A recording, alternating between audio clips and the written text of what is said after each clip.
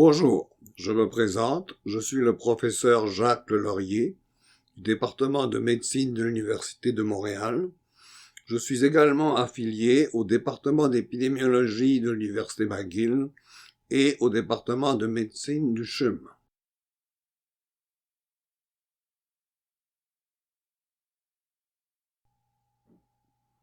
Ce cours est une introduction à la lecture critique d'un article visant à évaluer l'efficacité d'un médicament.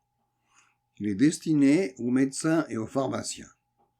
Nous parlerons en premier des études randomisées contrôlées. Les études randomisées contrôlées peuvent se diviser en deux grands groupes. Les études de phase 3, qui étudient l'efficacité d'un médicament qui n'est pas encore sur le marché, et les études de phase 4, qui étudient des nouvelles indications ou des nouvelles utilisations d'un médicament qui est déjà sur le marché. Les études de phase 3 et 4 peuvent elles-mêmes être divisées en deux grands groupes, les études de supériorité et les études de non-infériorité. Les études de supériorité comparent la nouvelle molécule à un placebo, alors que les études de non-infériorité comparent la molécule d'intérêt à un médicament déjà disponible sur le marché.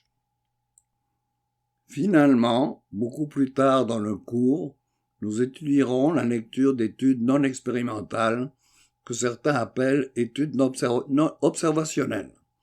Celles-ci peuvent se diviser en deux groupes, les études de cohorte et les études cas témoins. Le module que vous allez voir aujourd'hui porte sur les études randomisées contrôlées de phase 3, en particulier les études de supériorité, mais toute l'emphase du module va porter sur la population de l'étude. Une question que l'on me pose très souvent, c'est pourquoi devrais-je lire l'article original? En effet, il y a 1 million de publications biomédicales par année, ce qui équivaut à 2 par minute dans 28 000 revues. Il est bien clair que la tâche est impossible. Face à cette avalanche d'informations, il faut surtout ne pas paniquer et garder son sang-froid. Ceux qui préfèrent ne pas lire l'article original disposent de plusieurs stratégies face à l'apparition des nouveaux médicaments. On peut par exemple attendre la publication des lignes directrices, se fier aux cours d'éducation continue, assister à des congrès, surveiller le comportement des experts et discuter de l'opinion des collègues. Le problème avec cette stratégie, c'est qu'elle implique des délais importants, ce qui peut être nuisible au patient si le médicament représente une percée importante. Mais le problème majeur, c'est que si vous suivez cette stratégie, vous ne saurez rien sur le cadre de l'étude, ni sur les patients enrôlés dans l'étude. Je vous propose le plan d'action suivant. Lorsque vous considérez modifier une stratégie thérapeutique, c'est-à-dire ajouter un nouveau médicament à votre arsenal, ou adopter une nouvelle indication d'un ancien médicament, eh bien, vous avez certainement affaire à un article de phase 3 ou 4 où on étudie cette nouvelle modification. Comment pouvez-vous savoir si cette nouveauté s'applique à vos patients et au milieu dans lequel vous pratiquez? Eh bien, une seule solution possible, c'est lire l'article. La bonne nouvelle est que ceci arrive au maximum 1 ou 2 fois par mois. J'espère également vous convaincre qu'il s'agit d'un processus intellectuellement stimulant, surtout si pratiqué en groupe. J'aimerais maintenant vous présenter 3 exemples dans le but de vous convaincre de l'importance de lire vous-même un article. Ces exemples portent sur l'aldactone et l'insuffisance cardiaque, sur le contrôle strict du diabète et sur l'utilisation du carvedilol en insuffisance cardiaque. Le premier exemple porte sur l'aldactone et l'insuffisance cardiaque. Il s'agit de l'étude orale qui avait démontré une diminution des décès de 30% chez les insuffisants cardiaques traités à l'aldactone. donc un effet considérable. Quelques années après RAL, Mandami et collaborateurs ont fait une étude sur la population de l'Ontario. Ils ont tout d'abord remarqué que suite à RAL, l'usage d'aldactone avait quadruplé, donc un impact considérable de l'étude sur l'utilisation d'aldactone. Malheureusement, ils ont aussi constaté que suite à RAL, les admissions et décès pour hypercalémie étaient passées de 0,3 pour 1000 avant RAL à 2,0 pour 1000 après RAL. C'est clair qu'il y avait eu un effet nocif. Pourquoi? Eh bien, c'est très simple. Dans RAL, les investigateurs avaient totalement exclu les insuffisants rénaux. Seuls étaient acceptés des patients avec une fonction rénale parfaite. Il y avait de plus un monitoring très strict de la calémie qui nécessitait de nombreuses visites des patients à la clinique. Ceci n'a pas eu lieu dans la vraie vie et donc une augmentation importante de calémie et un effet nocif de l'étude. L'étude DCCT, Diabetes Control and Complications Trial, avait clairement démontré que le contrôle strict du diabète de type 1 diminue de 70% les complications microvasculaires. Cependant, dans l'étude même, le risque d'hypoglycémie s'était multiplié par 3 dans les patients qui avaient été suivis avec un contrôle strict. Quand on a été regarder l'impact du DCCT sur la vraie vie, on a remarqué que dans la population générale, le contrôle strict entraînait un risque d'hypoglycémie multiplié par 6 ou 7. De nouveau, l'explication est bien claire. Les patients enrôlés dans DCCT étaient jeunes, très motivés et suivis dans des milieux cliniques hyper spécialisés avec l'assistance d'infirmières, de pharmaciens et de diététiciennes hautement qualifiées. C'est évident que quand le contrôle strict a été intenté sans un tel support paraclinique, eh bien, le nombre d'hypoglycémies a augmenté considérablement. Le troisième et dernier exemple concerne le carvedilol dans l'insuffisance cardiaque. Le carvedilol est un bêta-bloquant qui avait été étudié dans l'étude Copernicus. Cette étude avait démontré que l'utilisation de carvedilol chez les insuffisants cardiaques entraînait une diminution de mortalité de 24%. Oui, mais ce qui n'était pas mentionné dans l'étude, c'est que le carvedilol est un médicament difficile à utiliser qui nécessite un titrage très serré et un suivi très strict. Quand on a regardé l'impact du carvedilol dans la vraie vie, on a remarqué que comparé aux cardiologues, la mortalité était 4 fois plus grande chez les omnipaticiens et 1,5 fois plus grande chez les internistes. De nouveau, le problème est que quand on a extrapolé les résultats d'un médicament dans un milieu hyper spécialisé, eh bien, ce n'est pas nécessairement ce qui est arrivé dans la vraie vie. Quand je considère les études que je viens de présenter, je ne peux pas m'empêcher de faire une analogie entre les études de phase 3 faites dans des milieux hyper spécialisés et les commerciaux de voitures sport qu'on voit souvent à la télévision. Suite à ces publicités de voitures sport, il est fréquent de voir un message comme celui-ci qui prévient le spectateur qu'il ne devrait pas essayer ceci à la maison, vu que ça a été tourné avec un pilote professionnel. Il est de plus important de considérer que cette vidéo de la Porsche a été tournée en Allemagne, où les routes sont comme du billard. Ceci n'est pas nécessairement le cas au Québec, et encore moins à Montréal.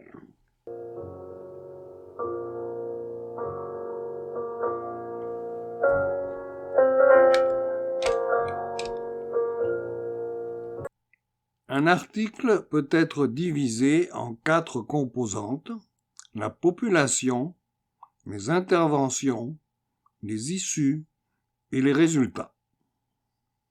Ce module portera uniquement sur la population. Les autres composantes seront l'objet de modules ultérieurs. Il est important de prendre en considération la population à partir de laquelle les patients de l'étude ont été sélectionnés. Pour connaître la source, il faut se poser la question suivante: où ont été recrutés les patients? S'il s'agit d'une étude faite dans un seul centre, le type de centre est très important. Il peut s'agir d'un centre universitaire de troisième ligne, d'un hôpital communautaire, ou même d'un hôpital privé comme c'est le cas de la clinique Mayo. C'est évident que chacun de ces centres va générer des patients extrêmement différents. Si par contre c'est une étude multicentre, un facteur qu'il faut regarder avec beaucoup de soin, c'est la distribution géographique des centres. Cette carte des États-Unis est très intéressante. Parmi les femmes qui ont accouché, elle représente le pourcentage de femmes qui ont reçu des soins prénataux tard ou pas du tout. On constate tout de suite qu'il y a une grande différence entre divers États des États-Unis. Par exemple, le sud-ouest, dont le Nouveau-Mexique, montre un pourcentage de 30%, ce qui est épouvantable, alors que dans le nord-est, plus près de chez nous, Vermont, Massachusetts, c'est pas aussi mal que ça, c'est dans les 10%. C'est pourtant important de remarquer qu'au Canada, ce chiffre est de 2%. Alors, c'est clair qu'une étude concernant des femmes enceintes faites aux États-Unis, surtout dans le sud-ouest, sera bien difficile à interpréter quand on a affaire à des patientes canadiennes. Si l'étude porte sur des patients ambulatoires, il faut identifier s'il a été fait dans des cliniques ultra spécialisées. Ceci n'est pas habituellement mentionné dans l'article, mais peut être inféré en regardant les affiliations des auteurs. En effet, on pourra rapidement vérifier s'il s'agit de professeurs universitaires, et il est donc très probable que les patients aient été recrutés dans des cliniques ultra spécialisées. Si l'étude porte sur des patients hospitalisés ou recrutés à l'urgence, de nouveau, les caractéristiques des hôpitaux sont très importantes. En effet, un hôpital privé comme la clinique Mayo a une clientèle totalement différente de celle d'un hôpital universitaire américain situé au centre-ville, comme c'est le cas du Cook County à Chicago ou de Parkland à Dallas. Par ailleurs, plusieurs études sont faites chez des patients hospitalisés dans des VA, Veteran Administration, et il s'agit là de patients chroniques très défavorisés. Je voudrais maintenant vous présenter une analogie. Oui, je sais, il y en a qui vont dire une autre. Mais qu'est-ce que vous voulez? J'aime ça, moi, les analogies. Alors, cette nouvelle analogie porte sur les instruments de musique et les maladies. En effet, certains instruments de musique sont très simples, alors que d'autres sont beaucoup plus compliqués.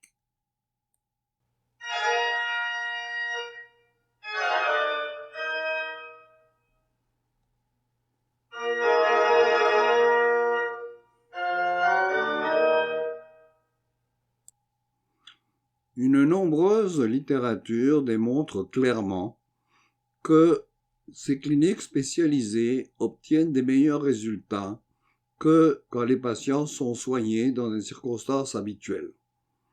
La raison est que les patients dans ces cliniques spécialisées sont soignés par des équipes. Dans le cas de l'insuffisance cardiaque, cette équipe est constituée d'infirmières, de médecins, de pharmaciens qui veillent à l'observance et aux interactions médicamenteuses, de diététiciennes et de travailleuses sociales. À cette équipe de base viennent s'ajouter des psychologues pour la prédialyse, des podiatres pour les cliniques de diabète et des inhalothérapeutes pour les cliniques de maladies pulmonaires. Les inhalothérapeutes sont très importants parce que les médicaments inhalés sont très dépendants de la qualité de l'utilisation qu'en fait le patient, comme le démontre le clip suivant. Bien, c'est vrai que les médecins font parfois des erreurs. Anna, On va redoubler d'attention pour arranger ça. Vous avez un inhalateur? Tout le temps, j'en utilise un par semaine. Vous l'utilisez correctement? J'ai l'air si idiote que ça. Non. Je peux voir comment vous vous en servez?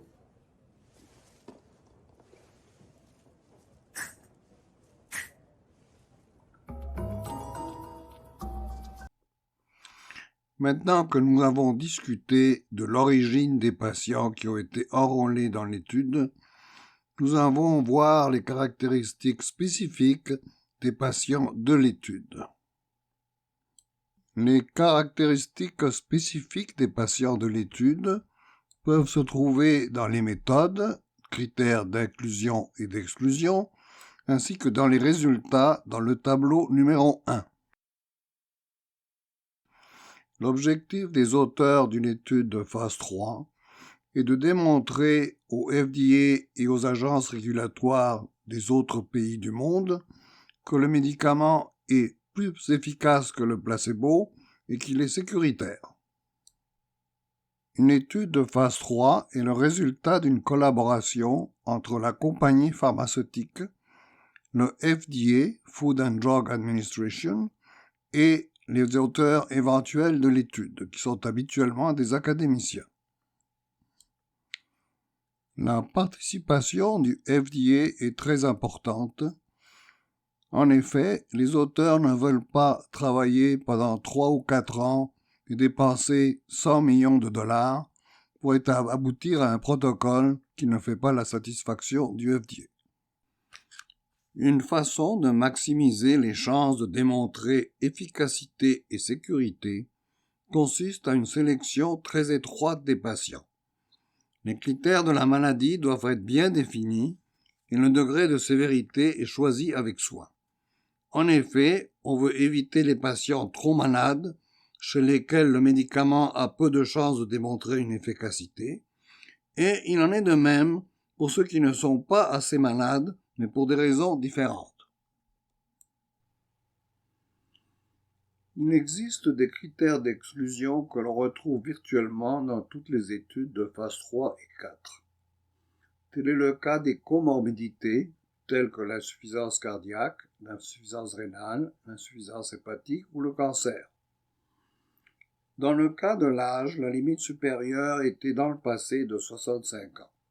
De plus en plus, elle est de 75 ans, ce qui est une bonne chose. La limite mineure est de 12 ou 18 ans suivant le cas. Les femmes enceintes ou susceptibles de le devenir sont également exclues, ainsi que celles qui allaitent. Il existe également des critères d'exclusion qui sont spécifiques à la molécule ou aux molécules étudiées, comme c'est le cas par exemple d'être allergique à la classe ou d'avoir développé des effets secondaires graves et importants aux autres molécules de la même classe. La raison d'être du tableau 1 est de montrer que la randomisation a bien fonctionné. Nous parlerons de ceci dans un module subséquent. Pour le moment, elle apporte une information très détaillée sur les caractéristiques démographiques et cliniques des patients et vaut la peine d'être lue avec beaucoup de soin. Récapitulons. À ce point de la lecture d'un article, vous devriez être capable de répondre à 2 grandes questions. La première concerne votre milieu de travail. Est-ce que les investigateurs disposaient de ressources importantes auxquelles vous n'avez pas accès? La deuxième est la suivante. Quel pourcentage des patients que vous voyez dans votre clinique habituelle auraient été randomisés dans l'étude? Eh bien voilà, je suis bien content de voir que vous êtes encore avec moi et je vous remercie pour votre attention. Le prochain module va porter sur ce que l'on fait à la population, à savoir le choix des médicaments, la période de pré-randomisation, la randomisation et le double insu. Si vous avez des commentaires, veuillez les inclure dans les cases appropriées ci-dessous, qui me seront très utiles. Si vous voulez être prévenu quand le prochain clip sera monté sur YouTube, veuillez cliquer la case Abonner. Et encore une fois, merci.